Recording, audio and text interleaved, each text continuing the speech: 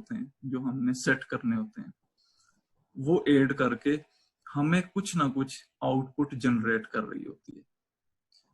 तो वो जो आउटपुट आ रही होती है, आउटपुट हमारी क्लासेस से रिलेटेड होती है। जिस तरह इन्होंने क्रिएट किए हैं 4 दोस्तों के डेटा सेट्स क्रिएट किए हैं, तो जाहिरी सी बात है इनका जो आउटपुट होगा वो 4 क्लासेस पे डिपेंड कर रहा होगा, क्योंकि इन्होंने सिर्फ 4 दोस्तों को ही अभी तक उनकी इमेजेस ली हैं। तो जो आउटपुट ये लेंगे, मसलन एक का नाम साद है, असद है, या जो भी है, तो वो अगर असद को ट्रेन करवाया हुआ है इन्होंने अपने सिस्टम पे, तो जाके जो डिटेक्शन होगी, जो क्लासिफिकेशन होगी जाके उन इमेजेस की, तो असद के नाम से होगी या साद के नाम से होगी, या जो 4 दोस्त हैं। जिस तरह यहाँ पे भी आउटपुट लेयर जो है वो 4, यानी कि हमारे पास ये 4 क्लासेस शो कर रही है। ये 4 क्लासेस यानी कि 4 दोस्तों को ट्रेन करवाया है, और उन 4 दोस्तों की डिटेक्शन हो रही है। उनमें से असद, साद, यहाँ पे जो डिटेक्शन हो रही है, मैं कह रहा हूँ दूसरा जो दोस्त है उनका, अगर उसकी इमेज टेस्ट करवाई है, अगर किसी और दोस्त की इमेज दी है लेकिन उसने डिटेक्ट कर दिया किसी और दूसरे दोस्त को, तो इसका मतलब है ये हमारी मिस क्लासिफिकेशन है। तो ये हमारे रिजल्ट्स जो हैं, आप ये समझ लें 10 में से 1 इमेज अगर मिस क्लासिफाइड हुई है, तो आपके रिजल्ट्स जो एक्यूरेसी आ रही है वो 90% आ रही है।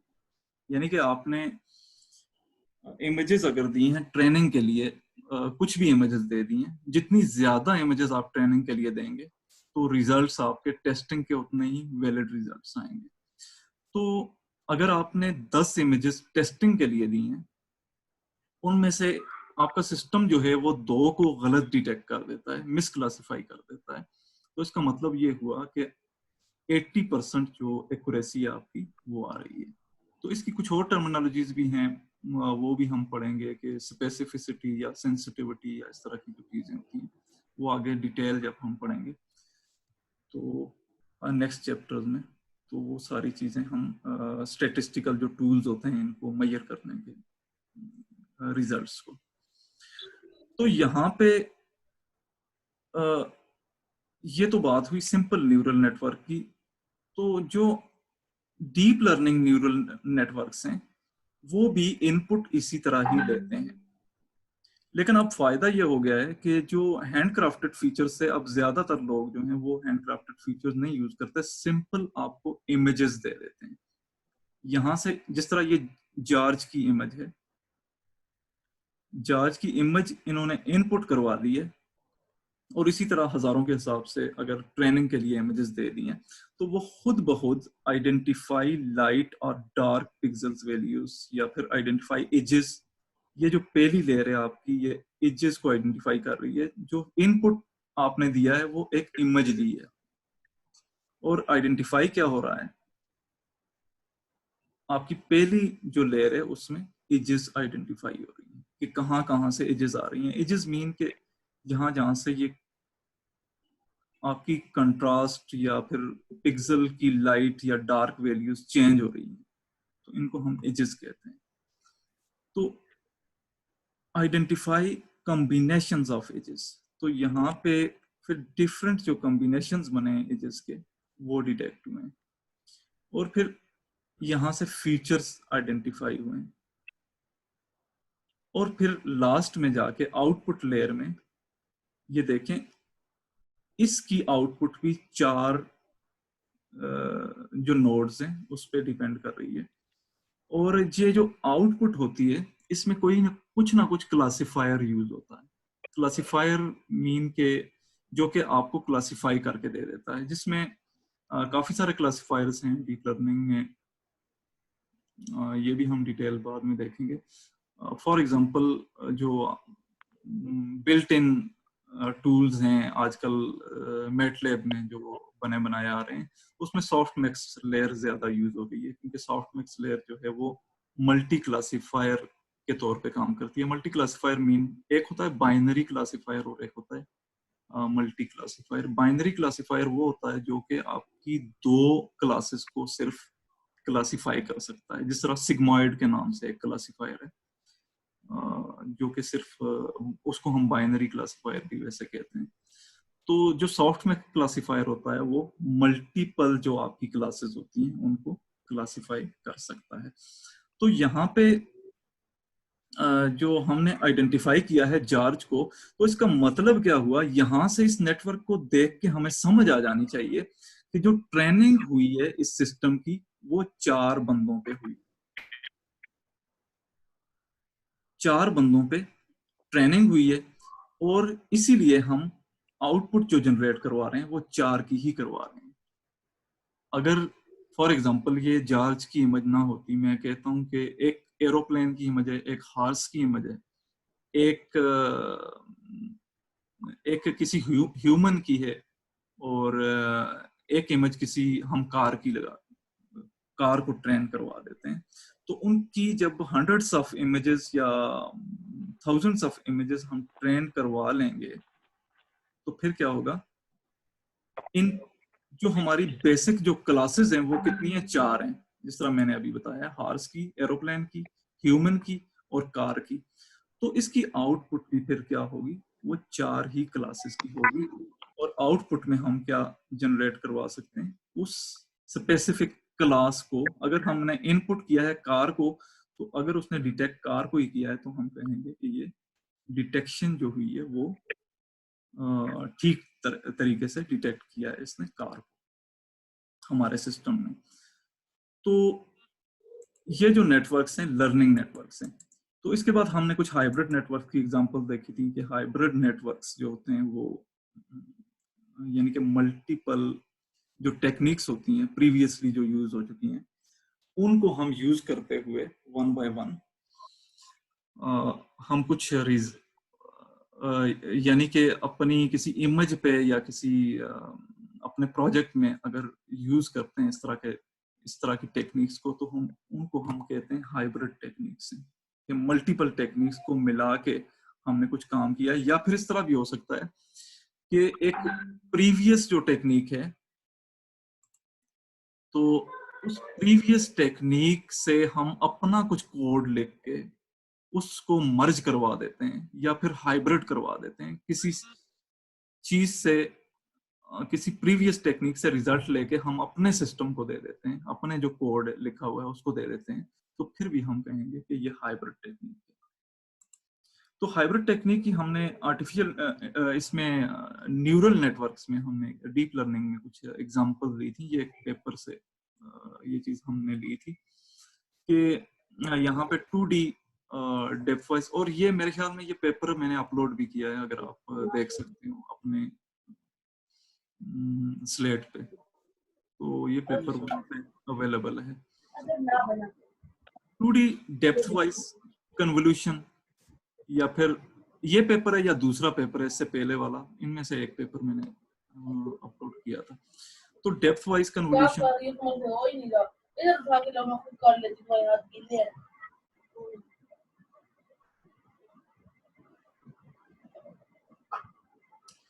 तो 3D DPTS DSTS जो कन्वोल्यूशन है,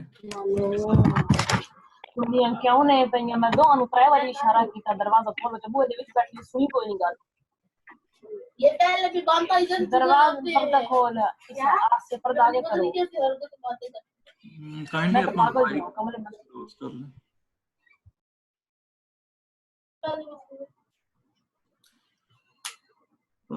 तो हमने 2D जो डेप्थ वाइज जो कन्वोल्यूशंस थे उसको 3D DSTS टेक्निक के साथ हमने क्या किया है, इन कन्वोल्यूशंस को आपस में मर्ज किया है। तो ये भी एक हाइब्रिड टेक्निक थी जिस वजह से हमें ये हमने जो नेटवर्क बनाया है और कुछ रिजल्ट जनरेट किए हैं, ये इनपुट थी और ये हमारी आउटपुट है, और ये सारा आपका मॉडल है जो कि हाइब्रिड टेक्निक पे बेस कर रहा है। अब तो इससे पहले जो बात हुई है वो हमारी हमने कुछ टेक्निक्स पढ़ी थी जो नेटवर्क्स के रिलेटेड थी, या फिर आप ये कह लें कि नेटवर्क की जो 6 टेक्निक थी सिमेंटिक नेटवर्क की, सिमेंटिक नेट्स की, हमने 6 टेक्निक्स को स्टडी किया है, जिसमें हमने थारोली हर एक टेक्निक को देखा है कि कौन सा नेटवर्क कहाँ कहाँ पे हम डेली लाइफ में यूज कर सकते हैं उसको। अब हम जो पढ़ने जा रहे हैं वो basics of frame based knowledge. अब जो frame based representation is an important knowledge representation formalism permitting us to show the concept of inheritance। ये जो कंसेप्ट है फ्रेम बेस्ड टेक्निक का, ये आप अगर देखें तो हमारा जो इनहेरिटेंस के जो कॉन्सेप्ट्स हैं उनसे मिलता जुलता कॉन्सेप्ट है। The frame technique includes a number of frames or nodes that are related to each other by relationships. Every frame explains both an instance and a class frame. The idea of frame firstly was presented by Marvin Minsky in 1975 as the major way to show a range of knowledge.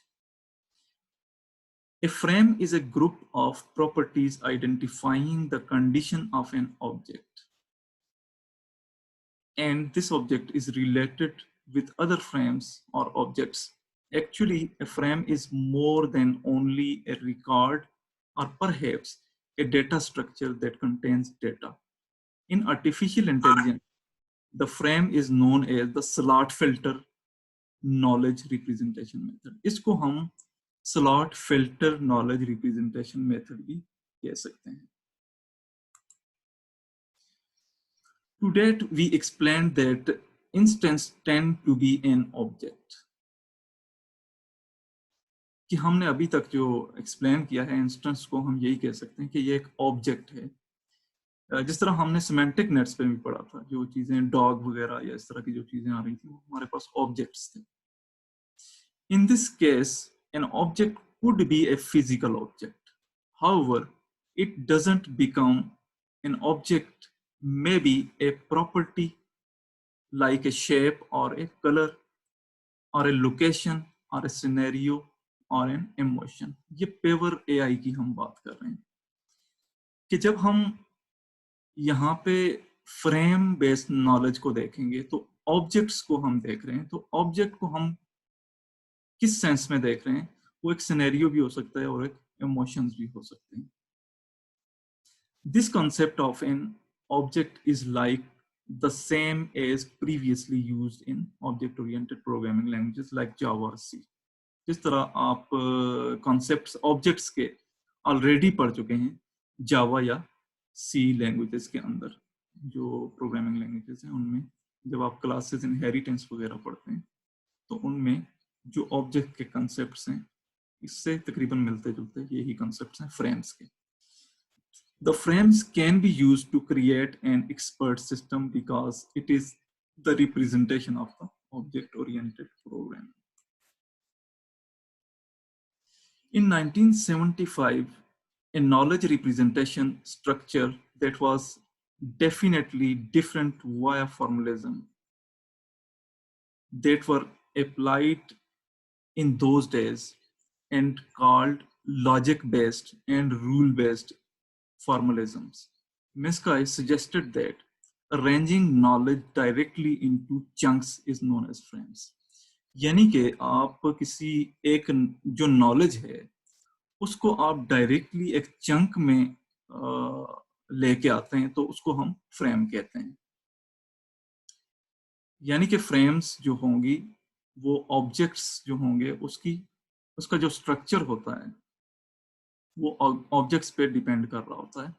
These types of frames are designed to capture the actual essence associated with concepts as well as stereotypical conditions।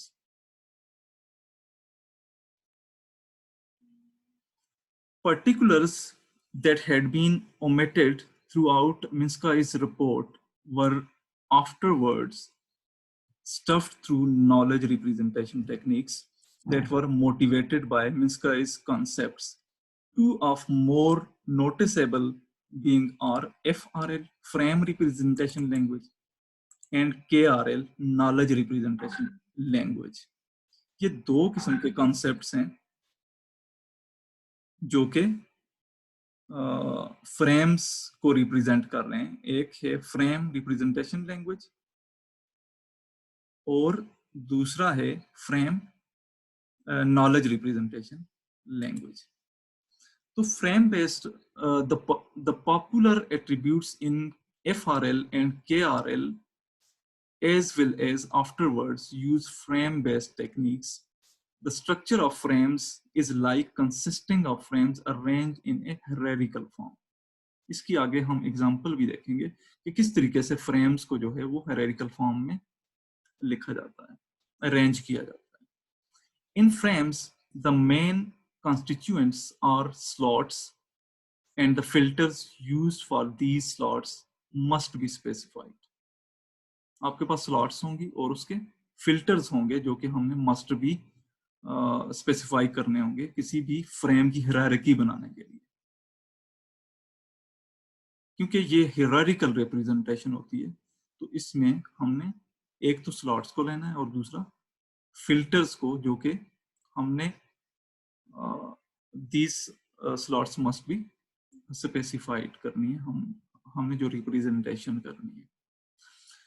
तो characteristics इसकी जो है, filters, limitations upon filters are generally inherited by a superframes to be able to use subframes from the structures according to the several inheritance techniques.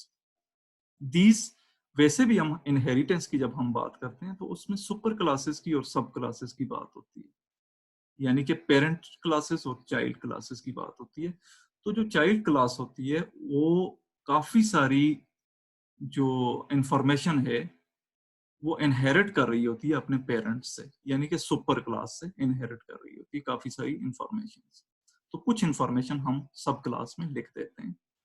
तो these types of organizational concepts developed very helpful and common object-oriented languages. So structure of frame-based systems, every frame provides a number of slots which are designed as slot values. This is the way the frame network is created. Instead of simply processing links among frames, every relationship is indicated by a way from a value being put into any slot. तो यहाँ पे structure of the frame based system आप देख सकते हैं कि यानी कि हर एक चीज हमने जो चीजें देखी थी पिछले टॉपिक में वो उससे थोड़ा डिफरेंट है यहाँ पे, क्योंकि एक आपको पेरेंट क्लास नजर आ रही है जो कि इनहेरिट कर रही है owns Ben, Ben owns meet.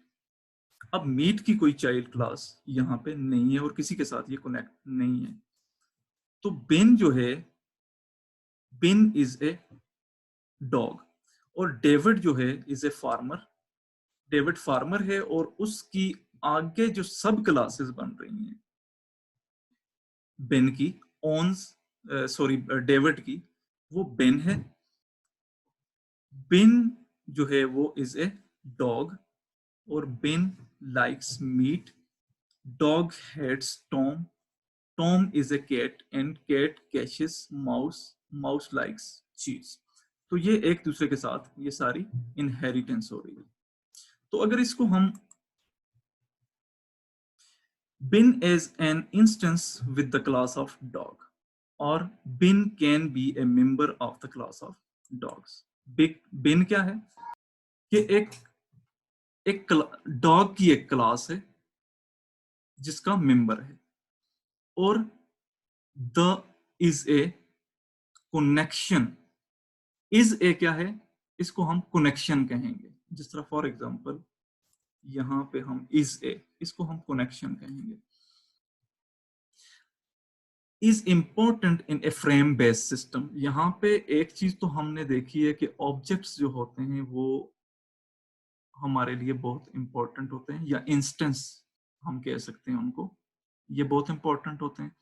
और फ्रेम में दूसरी चीज अगर इंपॉर्टेंट है तो वो फ्रेम की के कनेक्शंस जो होते हैं वो इंपॉर्टेंट होते हैं, since it permits to state a membership associated with classes. This connection can be referred as a generalization due to the fact referring to the actual class associated with mammals and is more common in comparison with the class dog, and the class dog is more common than the class bin. तो यहाँ पे frames को लिखने का जो तरीका है, हम टेबुलर फॉर्म में किस तरह लिखेंगे, फ्रेम का हम नाम लिखेंगे और वो स्लॉट कौन सी है और स्लॉट वैल्यू क्या है. फॉर एग्जांपल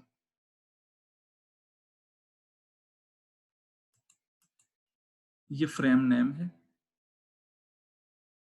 और ये आपकी स्लॉट आ जाती है और ये स्लॉट की कुछ वैल्यू है. तो डेविड जो है उसकी स्लॉट्स में हम क्या लिख सकते हैं, is a, owns and likes. 3 चीजें आ रही हैं डेविड से जो रिलेटेड है. David is a farmer, David owns Ben and David likes. जी ये स्लॉट इसको रिलेशन भी बोल सकते हैं, रिलेशनशिप्स भी हम कह सकते हैं इसको. रिलेशनशिप हमने पहले पढ़ा भी है ये टर्म. तो बेन जो है, Ben is a dog and Ben hates Tom. ये चीजें हम स्लॉट की वैल्यूज के साथ, अगर स्लॉट्स के साथ लिखेंगे तो बेन से ये इनहेरिट कर रही हैं. तो टॉम जो है is a cat and Tom chases mouse and mouse likes cheese. तो ये सारी चीजें हम इजीली स्लॉट्स को टेबुलर फॉर्म में भी लिख सकते हैं और हम ट्रीज की फॉर्म में भी लिख सकते हैं इन फ्रेम्स को. तो अब डेविड की अगर frames diagrammatic form of the frame based system, अगर हम डायग्रामेटिक फॉर्म अगर ड्रा करते हैं तो डायग्राम में हम किस तरीके से ड्रा कर सकते हैं. जिस तरह डेविड का मैंने कहा है कि डेविड की 3 स्लॉट्स हैं जिसके साथ यानी कि डेविड से रिलेटेड है 3 स्लॉट्स और उसकी स्लॉट वैल्यूज हैं.